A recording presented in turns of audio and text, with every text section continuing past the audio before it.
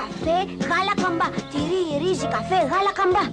Ήταν ηχητικό από πολυπαιγμένη διαφήμιση του 1983. Στους μεγαλύτερους σίγουρα φέρνει αναμνήσεις. Είναι μια τηλεοπτική διαφήμιση που χαρακτήρισε μια ολόκληρη εποχή. Καμπάς είναι για τους περισσότερους μια λέξη με οικείο ήχο. Πρώτα απ' όλα καμπάς είναι εμφιαλωμένο κρασί. Έπειτα είναι το κάβα καμπάς, το πρώτο κρασί παλαίωση στην Ελλάδα από το 1935. Και τέλος είναι και το μπράντι καμπάς, το πρώτο σε πωλήσεις σε Ελλάδα και Αίγυπτο για πολλά χρόνια.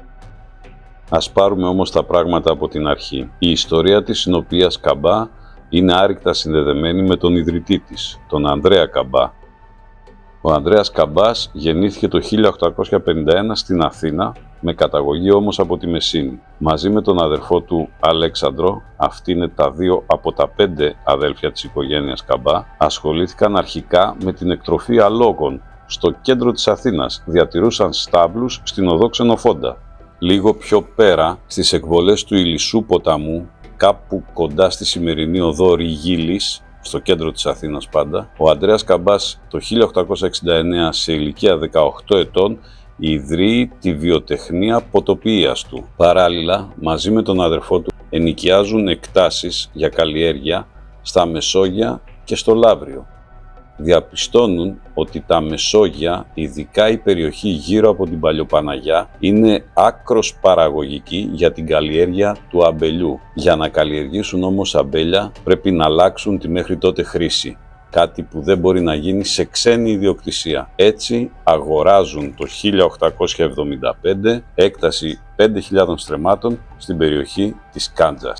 Από την επόμενη κιόλας χρονιά ξεκινούν να φυτεύουν αμπέλια. Οι διπλανοί καλλιεργητές, βλέποντας πως η παραγωγή αναστρέμμα του αμπελιού είναι πολύ αποδοτικότερη σε σχέση με τις μέχρι τότε καλλιέργειες, ξεκινούν και αυτοί να φυτεύουν αμπέλια. Αυτό έχει σαν αποτέλεσμα την αύξηση κατακόρυφα της παραγωγής μούστου και ταυτόχρονα την απίστευτη πτώση της τιμής του. Σε μια κίνηση που ακόμα και από τους οικείους του χαρακτηρίστηκε ως τρέλα, ο Ανδρέας Καμπάς αποφασίζει να παράξει μπράντι. Έτσι, στις αρχές της δεκαετίας του 1880, εισαγάγει από το Μπορντό της Γαλλίας το πρώτο μηχάνημα απόσταξης ίνων στην Ελλάδα για την παραγωγή μπράντι. Όμως, το μπράντι δεν έχει καθόλου ζήτηση. Το αποθηκεύει λοιπόν περιμένοντας και περιμένει για 9 χρόνια.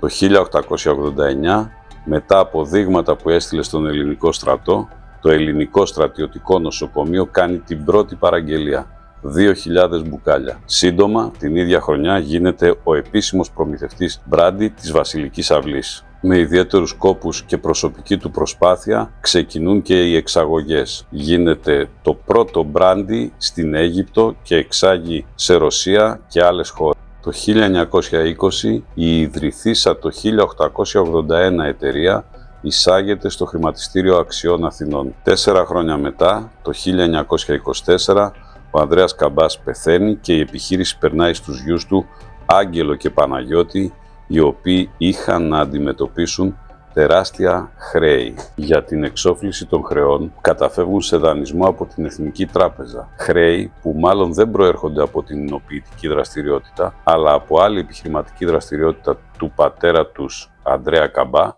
την οποία νομίζω ότι δεν πρέπει να αναφέρω αυτή τη στιγμή. Η αδυναμία εξόφλησης αυτών των χρεών το 1936 οδηγεί σε κατάσχεση. Από το 1936 φτάνουμε στο 1991. Όλα αυτά τα χρόνια η Εθνική Τράπεζα όχι μόνο διατηρεί την εταιρεία, αλλά νομίζω ότι την αναπτύσσει κιόλας. Το 1991 όμως αποφασίζει να πουλήσει το ποσοστό της. Έτσι, σε ανοιχτή δημοπρασία, ιδιοκτήτης νέος γίνεται ο Όμιλος Μπουτάρη. Το 1997 ο Όμιλος Μπουτάρη με τη σειρά του αποφασίζει να πουλήσει τη συμμετοχή του στην εταιρεία και έτσι έχουμε το σημερινό ιδιοκτήτη. Δεν θα συνεχίσω άλλο. Θα πω μόνο πως με το ΦΕΚ 9424 του 2004 χαρακτηρίζεται διατηρηταίο το εργοστάσιο της συνοπίας Καμπά μαζί με 24 περίπου στρέμματα περιβάλλοντος χώρου και καθορίζονται ειδικοί όροι και περιορισμοί στη δόμησή του.